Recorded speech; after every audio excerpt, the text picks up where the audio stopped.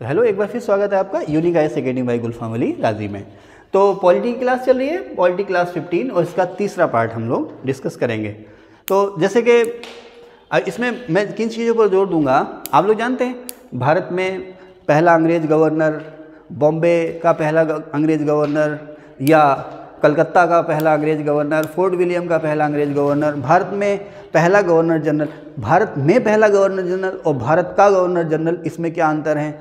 भारत में अंतिम वायसराय, प्रथम वायसराय, भारत में अंतिम गवर्नर जनरल, स्वतंत्रता के बाद अंतिम अंग्रेज़ वायसराय, स्वतंत्रता के बाद अंतिम अंग्रेज़ गवर्नर जनरल, वगैरह वगैरह, इन सारी चीज़ों को डिस्कस करेंगे इसी वीडियो में। बने रहिए हमारे साथ अंत तक, और अभी तक आपने चैनल हमारा सब्सक्राइब नहीं किया तो प्लीज़ इसको सब्सक्राइब ज़रूर कीजिए।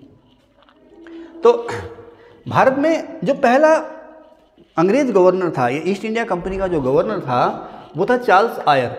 फोर्ट विलियम का गवर्नर बना था, ये फोर्ट विलियम का पहला गवर्नर बना था, इसका नाम था चार्ल्स आयर। ओके, अच्छा, अब जब इनको बंगाल की शक्ति मिली, बंगाल प्रेसिडेंसी बनी, बंगाल की शक्ति मिली, तो बंगाल का पहला गवर्नर था लॉर्ड क्लाइव। ठीक है, इसके बाद एक शब्द आता भारत में अंग्रेज गवर्नर जनरल। आप देखें ना, 1773 का जो रेगुलेटिंग एक्ट आया उसमें बंगाल के गवर्नर को नया नाम दिया गया गवर्नर जनरल, और इसे कहा गया कि भारत में जितनी भी ब्रिटिश टेरिटरी हैं, ब्रिटिश टेरिटरी या कंपनी के जितने भी क्षेत्र हैं, उन सभी पर एक गवर्नर जनरल होगा। उसको नाम दिया गया था भारत में अंग्रेज गवर्नर जनरल या भारत में कंपनी का गवर्नर जनरल, 1773 के एक्ट से 1774 में। और ये जो श्रेय मिला सबसे पहला वो वारेन हेस्टिंग्स को मिला। ठीक है, उसके बाद सेंट्रलाइजेशन पूर्ण हो जाता है 1833 के एक्ट से। अब भारत में अंग्रेज गवर्नर जनरल जो था उसको भारत का गवर्नर जनरल कहा गया, या कंपनी, भारत में कंपनी के क्षेत्रों को कहा गया भारत के कंपनी के क्षेत्र। तो अब नया नाम जो हो गया गवर्नर जनरल का वो हो गया भारत का गवर्नर जनरल। अच्छा, ये जो व्यवस्था की थी वो 1833 के एक्ट से की थी। इस समय जो गवर्नर जनरल था वो लॉर्ड विलियम बेंटिक था। तो जब 1833 का एक्ट लागू हुआ तो भारत का गवर्नर जनरल पहला जो कहलवाया वो लॉर्ड विलियम बेंटिक कहलाया। ये भारत में, इसको आप ये भी कह सकते हो भारत में कंपनी का, भारतीय क्षेत्रों में कंपनी का अंतिम गवर्नर, वैसे इससे आप कंफ्यूज हो जाओगे। तो ध्यान रखना, अगर वो पूछे कि 1833 के एक्ट से पहला गवर्नर जनरल कौन था तो विलियम बेंटिक, या भारत का पहला गवर्नर जनरल कौन था तो विलियम बेंटिक, भारत में पहला गवर्नर जनरल कौन था तो वारेन हेस्टिंग्स। ओके, अच्छा, अंतिम गवर्नर जनरल कौन था आप सभी को पता, लॉर्ड कैनिंग। क्यों? 1857 का विद्रोह हुआ, उस विद्रोह के बाद 1858 में गवर्नमेंट ऑफ इंडिया एक्ट आया। इस एक्ट से इंग्लैंड की संसद ने कंपनी का शासन खत्म कर दिया और भारत का शासन जो था वो अपने हाथ में ले लिया, और गवर्नर जनरल को नया नाम क्या दिया गया? वायसराय का, है ना। अच्छा, अब ये जो वायसराय जो था ये क्या था? ये वायसराय के अधिकार या दायित्व क्या थे? देखिए, गवर्नर जनरल के अधिकार क्षेत्र में किसी भी तरह की कोई कटौती नहीं हुई। 1858 का जो एक्ट आया उसके पद, अधिकार, दायित्व में किसी भी तरह की शक्ति और क्षेत्र में किसी तरह की कटौती नहीं हुई। क्या चेंज हुआ? उसका नाम बदल गया, उसको नाम दिया गया वायसराय। वायसराय का मतलब प्रतिनिधि। अब किसका प्रतिनिधि? देखिए, इंग्लैंड में क्या है, खानदानी विरासत है, राजा रानी। देखो, अब जैसे मान लीजिए कोई राजा है, उसकी कोई आमतौर पर क्या होता है, बड़ा पुत्र जो है राजा हो जाता है, लेकिन वहाँ पर पुत्र या पुत्री कोई भी राजा हो सकता है। अगर बड़ा पुत्र होगा तो वही राजा होगा, बेटी बड़ी है छोटी है उससे कोई लेना देना नहीं है। अगर बड़ा पुत्र है उसके बाद छोटा पुत्र है तो वही राजा होगा, लेकिन अगर पुत्र नहीं है पुत्री है तो वो रानी राजा होगी, किंग होगी। अगर कोई पुत्र नहीं है, बेटी है, तो उसको भी राजा बनने का अधिकार होगा। अब उसको कहेंगे हम रानी, है ना, जैसे क्वीन एलिजाबेथ, है ना, क्वीन विक्टोरिया, क्योंकि इनका कोई भाई नहीं रहा होगा तो ये रानी बन गई। या कभी ऐसा भी हो सकता है कि भाई जो है बिल्कुल ही नालायक हो तो बेटी को राजा या रानी बना दिया गया हो। तो अब साहब ये जो जेंडर डिस्क्रिमिनेशन है इससे बचने के लिए उन्होंने उसको नाम क्या दे दिया? ताज। इंग्लैंड का जो भी राजा या रानी है उसको क्या नाम दे दिया? ताज। ताज को इंग्लिश में क्या कहते हैं? क्राउन। ताज को इंग्लिश में क्या कहते हैं? क्राउन। ठीक हो गया साहब। तो जो क्राउन है इसे आप राजा कहो या रानी कहो या इंग्लैंड का सत्ताधीश कहो, अथॉरिटी कहो, वो हो गया आप क्राउन। तो वायसराय जो हो गया वो मीडिएटर हो गया किसके बीच में? अंग्रेज जो सम्राट है, सम्राट यानी क्राउन, जो क्राउन है उसके और ब्रिटिश पार्लियामेंट के बीच में। ये गलत बोल गया क्या मैं? सही बोल गया, गलत बोल गया ना? गलत बोल गया। हाँ, इसको मैं जानबूझ के गलत बोला हूँ, इसको आप ऐसे समझें कि देखो शासन किसका हो गया? पार्लियामेंट का। ठीक है ना। अब यहाँ के शासन के लिए रिस्पॉन्सिबल कौन हो गया? वायसराय। लेकिन ये रिस्पॉन्सिबिलिटी सीधे नहीं है, संसद के थ्रू है। वायसराय संसद को रिपोर्ट करेगा, संसद आगे क्राउन को रिपोर्ट करेगी, क्राउन संसद को आदेश देगा, संसद आगे वायसराय को रिपोर्ट देगी। अब संसद बड़ी संस्था हो गई, संसद क्या हो गई, बड़ी संस्था हो गई। अब उसके पास इतना समय थोड़ी है कि वो इतनी कॉलोनी है उसकी, हर वायसराय को वो आदेश निर्देश देता रहे, या संसद के पास इतना समय थोड़ी है कि वो सीधे भारत का शासन अपने हाथ में ले ले और सीधे रोज़मर्रा के काम करे। तो यहाँ के रोज़मर्रा के काम करने के लिए वायसराय हो गया।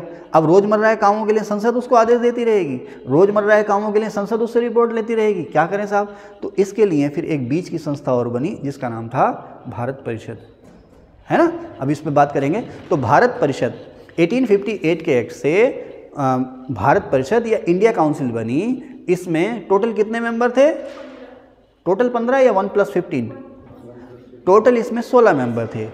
इंग्लैंड सरकार का एक मंत्री जिसको नाम दिया गया भारत सचिव या भारत सचिव फॉर या secretary for state for India, secretary of state for India, है ना, भारत के लिए भारत सचिव, एक ये पद बनाया गया। इसको सहायता देने के लिए इसके साथ 15 मेंबर और जोड़े गए जिसको नाम दिया गया इंडिया काउंसिल। तो इंडिया काउंसिल कौन थी, जो भारत सचिव की सलाहकारी काउंसिल थी। और भारत के शासन का जिम्मा किसे दे दिया गया, भारत सचिव को। देखो समझो ना, आप ब्रिटेन की पार्लियामेंट ने शासन अपने हाथ में ले लिया और अपनी ओर से इस शासन की देखरेख के लिए इंडिया काउंसिल अपॉइंट की। इंडिया काउंसिल का चेयरमैन कौन था, सेक्रेटरी ऑफ स्टेट या भारत सचिव या सेक्रेटरी ऑफ स्टेट। इस शासन की देखरेख के लिए, इस शासन का ऑर्डर देने के लिए वो अथॉरिटी था। अब भारत सचिव को उसके कामों में सहायता और सलाह देने के लिए भारत परिषद हो गई। अब भारत सचिव और भारत परिषद मिल करके भारत के एक्चुअली वास्तविक शासक हो गए। इंग्लैंड की पार्लियामेंट ने भले ही अपने हाथ में शासन ले लिया, लेकिन वास्तव में या व्यवहारिक रूप से अब भारत के जो मालिक हो गए भारत सचिव और उसकी परिषद हो गए, क्योंकि इंग्लैंड की पार्लियामेंट की ओर से भारत सचिव और उसकी परिषद ही अब वायसराय को आदेश देंगे और वायसराय जो है इसी को रिपोर्ट करेगा, भारत सचिव और उसकी परिषद को। तो अब भारत सचिव और उसकी परिषद जो थी वो मीडिएटर हो गई किसके बीच में, इंग्लैंड की पार्लियामेंट और वायसराय के बीच में। इंग्लैंड की पार्लियामेंट किसके बीच में मीडिएटर हो गई, क्राउन और वायसराय के बीच में, ठीक है ना। संसद की ओर से आदेश कौन देगा, मंजूरी कौन देगा, भारत सचिव और उसकी परिषद। इन आदेशों को लागू कौन करेगा, वायसराय।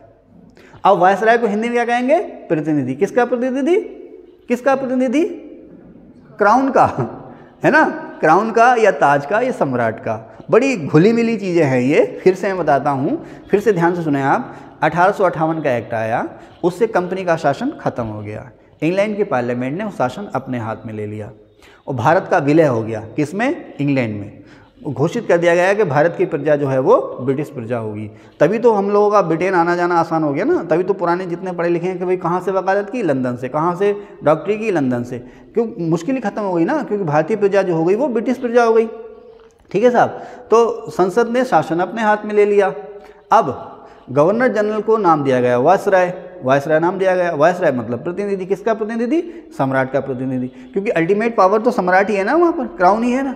लेकिन क्राउन तो आ नहीं रहा है यहाँ राज करने के लिए, और संसद ने शासन अपने हाथ में लिया। संसद भी नहीं आ रही यहाँ शासन करने के लिए, संसद सिर्फ कानून बना रही है और ये देखभाल करेगी कि उन कानूनों को लागू किया जा रहा है या नहीं किया जा रहा। उन कानूनों को यहाँ लागू करने की जिम्मेदारी किसकी है, वायसराय की है। अब कौन देखे, संसद के पास इतना समय नहीं है कि रोज़मर्रा के कामों पर वायसराय पर नज़र रखे। इसके लिए भारत का शासन सुचारू रूप से चले, इसके लिए इंग्लैंड की सरकार के एक मंत्री को नाम दिया गया secretary of state for India या भारत सचिव, ठीक है साहब। अब भारत जो है बहुत बड़ी कॉलोनी था, यहाँ पर बहुत सारे काम थे, अकेले एक व्यक्ति के लिए संभव नहीं था कि वो सारे कामों पर नज़र रख सके। तो उसे उसके कामों में सहायता और सलाह देने के लिए, जैसे राष्ट्रपति को उसके कामों में सहायता और सलाह देने के लिए मंत्रिपरिषद होती है, तो यहाँ पर बन गई साहब भारत सचिव की परिषद। इसमें टोटल 16 मेंबर थे, एक स्वयं भारत सचिव और 15 उसके साथी और। इनकी नियुक्ति सभी की संसद करती थी, ठीक है साहब। तो संसद जो है, संसद ने आदेश देने वायसराय को, तो संसद की ओर से वायसराय को जो आदेश मिलेंगे वो भारत सचिव की ओर से मिलेंगे, ठीक है ना। वायसराय ने रिपोर्ट करनी है भारत के कामकाज के बारे में, सीधे रिपोर्ट किसको करनी है, क्राउन को करनी है। लेकिन वायसराय किसको रिपोर्ट करेगा, भारत सचिव को। वो रिपोर्ट संसद में रखी जाएगी, संसद से वो रिपोर्ट कहाँ जाएगी, क्राउन के पास जाएगी, ठीक है साहब। तो वायसराय यहाँ प्रतिनिधि था।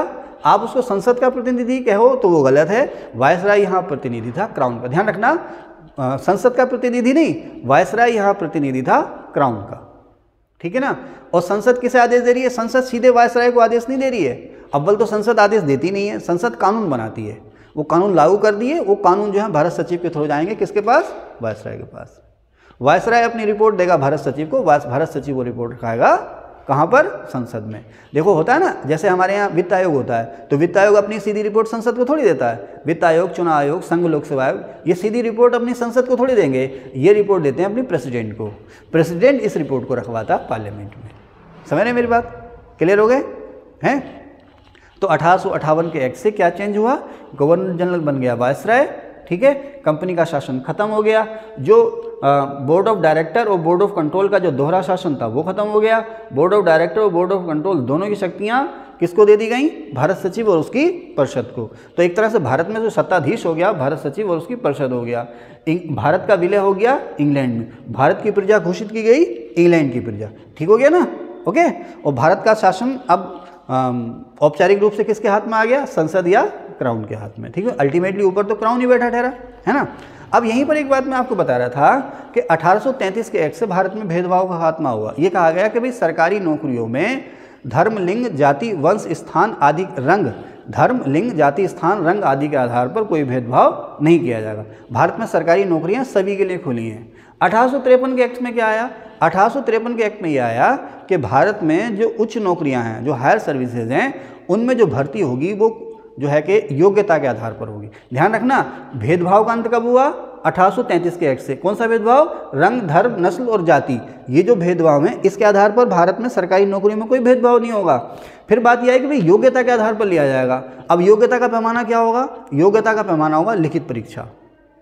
भर्ती जो होगी सरकारी नौकरियों में वो योग्यता के आधार पर होगी, और योग्यता के जांचने के लिए क्या होगा, लिखित परीक्षाएं होंगी। अब वो लिखित परीक्षाएं कैसी होंगी, 1833 के एक्ट से भेदभाव का अंत, 1853 के एक्ट से एक बार ध्यान देना, वीडियो चल रही है, मेमोरी तो खत्म नहीं होगी मोबाइल की, ठीक है। 1833 के एक्ट से भेदभाव का अंत, 1853 के एक्ट से योग्यता की शुरुआत, कि भर्ती जो होगी वो योग्यता के आधार पर होगी। अब इस योग्यता को जांचने का तरीका क्या होगा, तो इसके लिए साहब लिखित परीक्षा होगी। लेकिन ये किसने कहा, ये किसने कहा, ये कहा लॉर्ड मैकाले ने। 1853 का जो चार्टर एक्ट था वो ये कहा गया कि भारत में जो सरकारी नौकरियों में भर्ती होगी वो योग्यता के आधार पर होगी। अब क्या करें, तो इंग्लैंड सरकार ने एक कमेटी बनाई, उस कमेटी का चेयरमैन था लॉर्ड मैकाले। उसका जिम्मा था कि आप वो तरीका सुझाएं जिससे भारत में सरकारी नौकरियों में योग्यता के आधार पर भर्ती संभव हो जाए। तो इसी को कहा गया था मैकाले कमीशन। तो मैकाले ने कहा था कि साहब लिखित प्रतियोगी परीक्षाओं की शुरुआत करो। तो आज जो आप कंपटीशन एग्जाम दे रहे हो ना, वो कहीं ना कहीं उनका जो ग्रैंडफादर है वो लॉर्ड मैकाले। इसीलिए लॉर्ड मैकाले को कहा जाता है भारत में प्रतियोगी परीक्षाओं का जनक, आधुनिक शिक्षा पद्धति का जनक, भर्ती परीक्षाओं का जनक, पाश्चात्य शिक्षा पद्धति का जनक। जब एंग्लो ओरिएंटलिस्ट विवाद की बात करूँगा तो मैकाले की बात फिर करूँगा, ठीक है ना। अब इसी के बाद मैकाले ने कहा था कि वे लिखित प्रतियोगी परीक्षाएं होनी चाहिए और उसके लिए एक संस्था होनी चाहिए, लोक सेवा जैसी संस्था होनी चाहिए। तो लंदन में कमीशन बना था जिसका काम था भारत में आईसीएस और दूसरे एग्जाम की परीक्षाएं लेना। ओके, आगे चलते हैं। कहाँ पर थे, आगे चलें। हाँ, तो अब इस तरह से भारत में जो अंतिम अंग्रेज गवर्नर जनरल हुआ, बल्कि भारत में ना कह करके कंपनी का जो अंतिम अंग्रेज गवर्नर जनरल हुआ वो हुआ लॉर्ड कैनिंग। क्योंकि 1857 का जो विद्रोह हुआ था वो लॉर्ड कैनिंग के समय हुआ था। विद्रोह दब गया, 1858 का एक्ट आया, उसमें गवर्नर जनरल का नया नाम क्या हो गया, वायसराय हो गया। लॉर्ड कैनिंग को नहीं हटाया गया, बल्कि उसको तो अप्रिशिएट किया गया कि हाँ भाई आपने जो है, मैंने यहाँ पर कुछ गलत लिख दिया क्या है, अच्छा हट जाऊँ सामने से, कैमरा के सामने से हट जाऊँ, क्या कह रहे हैं बताएं, कहाँ पर लिखा हुआ है, ओके कहीं लिखा है मैंने, हाँ मुझे पता है, लेकिन कहाँ लिखा है मैं भूल गया हूँ, तो उसको मैं आपको बता चुका हूँ, ठीक हो रहा है। कहाँ था मैं, छेड़ा मत करो, मैं भूल जाता हूँ फिर, हैं कहाँ था, हाँ एक्चुअली मेरी है ना फ्लो में चीज़ चलती रहती हैं, फ्लो में चीज़ चलती रहती है, जो फ्लो चलती रहती है तो बहुत सारे विचार अपने आप आते रहते हैं। यहाँ पर बहुत सी चीज़ें ऐसी हैं जो लिखी हैं मैंने, उनको मैं आपको बता रहा हूँ। बहुत सी चीज़ें ऐसी हैं जो मैंने लिखी नहीं है यहाँ, अब मैं बोल रहा हूँ ना, तो बोलते बोलते मुझे आपके साथ याद आ रहा है, तो सभी को मैं बताता चलता हूँ, इसीलिए मेरी वीडियो भी लंबी हो जाती है। इसीलिए मेरा जो 6 महीने का बैच है वो 6 फिल इन द ब्लैंक्स है, क्योंकि मैं चाह रहा हूँ कि जब आप सामने बैठे हैं तो मैं आपको सब बताता चलूँ। ओके, कहाँ थे, मैं भूल गया, हाँ यहाँ पे थे। तो अब हाँ कैनिंग को तो अप्रिशिएट किया गया कि भाई हाँ आपने यहाँ पर ब्रिटिश साम्राज्य की रक्षा की है। तो अब गवर्नर जनरल का नया नाम हो गया वायसराय। कैनिंग को हटाया नहीं गया, कैनिंग को ही भारत में वायसराय बनाया गया।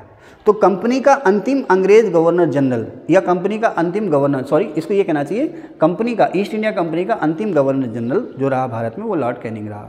उसके बाद संसद ने जब उसको वायसराय का या संसद का या भारत में पहला वायसराय जो हुआ वो लॉर्ड कैनिंग ही हुआ। अब ये सिलसिला चलता रहा, 1947 तक चलता रहा। जब देश आज़ाद हुआ तो उस समय वायसराय था लॉर्ड माउंटबेटन। तो इस तरह से आखिरी वायसराय हमारे यहाँ जो हो गया वो लॉर्ड माउंटबेटन हो गया। अब भारत आज़ाद हो गया, 15 अगस्त 1947 को भारत आज़ाद हो गया। तो वायसराय कौन था, किसका प्रतिनिधि था, सम्राट का। तो अब सम्राट का शासन तो यहाँ से ख़त्म हो गया। तो अब वायसराय को 15 अगस्त 1947 को माउंटबेटन को हमने यहाँ से जाने नहीं दिया, उसको रोक लिया कुछ समय के लिए। क्यों रोका, क्योंकि अभी भारत तो पाकिस्तान में बंटवारा होना था, बहुत सारे रिसोर्सेज का बंटवारा होना था, सीमा रेखाओं का बंटवारा होना था, इसके अलावा उसे ग्राउंड रियलिटी का पता था। तो उसको हमने कुछ समय के लिए रोका रखा कि जब तक व्यवस्थाएं बन ना जाएं आप यहाँ रहो। लेकिन अब उसको वायसराय नहीं, उसको नाम दिया गया गवर्नर जनरल का। क्या नाम दिया गया, गवर्नर जनरल का। तो आज़ादी के बाद 15 अगस्त 1947 को माउंटबेटन यहाँ रहा, लेकिन उसका नाम हो गया गवर्नर जनरल, लेकिन वो अंग्रेज़ था। तो आपसे कोई पूछे कि स्वतंत्रता के बाद पहला गवर्नर जनरल तो माउंटबेटन, आपसे कोई पूछे स्वतंत्रता के बाद पहला अंग्रेज गवर्नर जनरल तो माउंटबेटन, अच्छा ये पहला और आखिरी भी था। तो आपसे कोई पूछे भारत में अंतिम गवर्नर जनरल, तो यहाँ पर मसला हो जाएगा। देखें, भारत में अंतिम अंग्रेज गवर्नर जनरल पूछे तो लॉर्ड माउंटबेटन, ठीक है, क्योंकि आज़ादी के बाद ये 2-1 महीने रहा, उसके बाद इसको बाय बाय बोल दिया। तो अंतिम अंग्रेज governor general Lord Mountbatten. Bharat में अंतिम अंग्रेज गवर्नर जनरल, देखिए लॉर्ड माउंटबेटन के नाम कई सारे श्रेय हो गए। एक तो ये हो गया भारत का अंतिम अंग्रेज वायसराय या भारत का अंतिम वायसराय, आज़ादी के बाद पहला गवर्नर जनरल, आज़ादी के बाद पहला अंग्रेज गवर्नर जनरल, और आज़ादी के बाद पहला और आखिरी अंग्रेज गवर्नर जनरल। अब माउंटबेटन गया तो हमने गवर्नर जनरल की पोस्ट खत्म नहीं की। गवर्नर जनरल की पोस्ट तब खत्म हुई हमारे से जब राष्ट्रपति का पद हमारे यहाँ बन गया। तो अब माउंटबेटन के जाने के बाद हमने राजा जी यानी कि सी राजगोपालाचारी को गवर्नर जनरल बनाया। तो पहले और अंतिम, पहले भी और अंतिम भी भारतीय गवर्नर जनरल जो हुए वो हुए सी राजगोपालाचारी, पहले और अंतिम, क्योंकि इसके बाद कोई गवर्नर जनरल नहीं बना, फिर राष्ट्रपति आ गए। तो पहले और अंतिम भारतीय गवर्नर जनरल सी राजगोपालाचारी यानी कि राजा जी। अब पाकिस्तान का क्या सीन था, पाकिस्तान में जिन्ना बने वहाँ के शासनाध्यक्ष, तो उन्होंने अपने पद को नाम दिया गवर्नर जनरल। तो पाकिस्तान के पहले गवर्नर जनरल हुए मोहम्मद अली जिन्ना, और पाकिस्तान के पहले प्रधानमंत्री कौन हुए, लियाकत अली। ध्यान रखना, इस सवाल आया था, पाकिस्तान के पहले प्रधानमंत्री हुए लियाकत अली। ओके, आगे चलें। मेरे ख्याल से क्लियर हो गई होगी चीज़ें, अगर क्लियर नहीं हो तो फिर से पूछ लेना। अब यहाँ पर बात आती है फाउंडर। तो बंगाल में ईस्ट इंडिया कंपनी फाउंडर समझ रहे ना, तो बंगाल में कंपनी का फाउंडर कौन था, लॉर्ड क्लाइव। कंपनी का फाउंडर मतलब कंपनी राज का फाउंडर। बंगाल में कंपनी राज का फाउंडर या भारत में कंपनी राज का फाउंडर या भारत में अंग्रेजी राज की बुनियाद रखने वाला, कंपनी राज की बुनियाद रखने वाला जो था वो था लॉर्ड क्लाइव, ठीक है ना। और किसके समय सबसे ज़्यादा विस्तार हुआ भारत में अंग्रेजों का, लॉर्ड वेलेस्ली के समय में, ठीक है साहब। 1858 का एक्ट आया, तो 1858 के एक्ट में बहुत सारी बातें मैंने कर ली हैं आपसे, कुछ रह गई हैं वो यहाँ मैं कर लेता हूँ। सबसे पहली बात तो है कि कंपनी इंग्लैंड की रानी ने कहा, 1858 के एक्ट से कंपनी की रानी ने अलग से घोषणा से भी कहा, संसद ने भी इस एक्ट से कहा कि भाई हमारा जो प्रयास होगा कि हम अधिकाधिक विलय से बचेंगे, विलय से हम बचेंगे। भविष्य में भारतीय राज्य नवाब रियासतें जो हैं बेफिक्र रहें, हमारी नीति भविष्य में यह है कि हम आपकी रियासतों को अब अंग्रेज सरकार में या इंग्लैंड की सरकार में नहीं मिलाएंगे। विलय का अंत इन्होंने कर दिया। हालांकि विलय बाद में हुए, लेकिन वादा किया कि आमतौर पर हम विलय की नीति से बचेंगे, क्योंकि इससे पहले तो चाहे लॉर्ड डलहौजी आया हो, लॉर्ड वेलेस्ली आया हो, इनके समय में तो यही था ना, जिसकी लाठी उसकी भैंस, जिसे चाहे उसको ये मर्ज कर ले रहे थे। इसके अलावा इन्होंने कहा कंपनी का अंत यानी कंपनी शासन का अंत हो गया, ठीक है। ये मैं आपको बता चुका हूँ, क्राउन संसद का शासन ये बता दिया, ये सब बता दिया। अब ये बात क्या है, जो लॉर्ड डलहौजी ने जो हड़प नीति शुरू की थी ना, डॉक्ट्रिन ऑफ लैप्स, या हम भाई जो है दत्तक पुत्र गोद नहीं लेने देंगे, है ना, डलहौजी जब पढ़ाएंगे तो बताएंगे। तो डॉक्ट्रिन ऑफ लैप्स इन्होंने ख़त्म कर दिया, और भारत में जो राजा नवाब महाराजा हैं उनको ये अधिकार दिया गया कि वो दत्तक पुत्र गोद ले सकते हैं, ठीक है। उसके बाद क्या है, इन्होंने कहा कि भाई हम भारतीयों के रीति रिवाज, जो उनकी कल्चर, जो उसकी ट्रेडिशन या प्रथाएं हैं, उनमें कोई दखलंदाजी नहीं करेंगे, ठीक है। इसके बाद भारतीय नागरिकों को ब्रिटिश नागरिक कहा गया। तो उसका मतलब यही था कि भारत का विलय हो गया अब किसमें, इंग्लैंड में, क्योंकि भारतीय प्रजा या भारतीय नागरिक जो है वो इंग्लैंड के नागरिक कहलाए। भेदभाव की बात मैं कर चुका। अब इसमें लिखा है क्राउन का रियासतों से सीधा संबंध। इसका मतलब क्या था कि जो देसी नवाब और राजे थे ना, मैंने क्या लिखा, हाँ, जो देसी नवाब और राजा थे वो अब सीधे किससे जुड़ गए, क्राउन से जुड़ गए, और उनके बीच में मीडिएटर कौन था, वायसराय था। ठीक है, अब यहीं पर गवर्नर जो हमारा जो वायसराय था उसको अधिकार दिया गया कि आप प्रांतों में उपराज्यपाल की नियुक्ति कर सकते हो। उपराज्यपाल माने लेफ्टिनेंट गवर्नर। ठीक है ना, ये सिस्टम जो शुरू किया था डलहौजी ने शुरू किया था, 1858 के एक्ट से इसको मान्यता दे दी और उसमें वायसराय को अधिकार दिया गया कि आप प्रांतों में लेफ्टिनेंट गवर्नर या उपराज्यपाल नियुक्त कर सकते हो। ठीक है, जो ड्यूअल शासन था किसका, बोर्ड ऑफ डायरेक्टर और बोर्ड ऑफ कंट्रोल वाला, वो खत्म कर दिया। अब यहाँ पर मैंने लिखा पहली बार, तो पहली बार का मतलब क्या है, भेदभाव का अंत कब हुआ, 1833 में। भारत में भेदभाव का जो अंत हुआ ये मैं आपको बता चुका हूँ 1833। खुली भर्ती की शुरुआत कब हुई, 1853 में। विधि सदस्य ये बता दिया मैंने। इसके बाद इसको 1853 में इसको स्थायी कर दिया गया। पुरानी वीडियो में, पिछली वीडियो में मैंने बताया है कि भारत में जो गवर्नर जनरल की एग्जीक्यूटिव काउंसिल थी उसमें पहला विधि सदस्य कब जोड़ा गया, 1833 में। लेकिन ये अस्थायी था, स्थायी नहीं था, यानी कि इसको कभी भी हटाया जा सकता था, हटाया नहीं लेकिन हटाया जा सकता था। तो लेकिन बाद में इसके पोस्ट को स्थायी कर दिया गया, परमानेंट इसको कर दिया गया। ठीक है, कम्युनल अवार्ड, सांप्रदायिक अधिघोषणा 1909 के एक्ट से, जो मुस्लिमों के लिए अलग चुनाव क्षेत्र बनाए गए थे 1909 के मोहल्ला मिंटो एक्ट से, कम्युनल अवार्ड उसको कहा गया था। और सुप्रीम कोर्ट कब बना, आप लोगों को पता ही है, 1773 के एक्ट से भारत में पहली बार 1774 में सुप्रीम कोर्ट बना था और उसके चीफ कौन थे, एलिस एम्पे। ठीक है ना, कौन थे उसके चीफ, एलिस एम्पे। चीफ जस्टिस कौन थे उसके, एलिस एम्पे। ओके, आगे चलते हैं। अब इस वीडियो में बस इतना ही। अब नेक्स्ट वीडियो हम पार्ट 4 बनाएंगे। Thank you.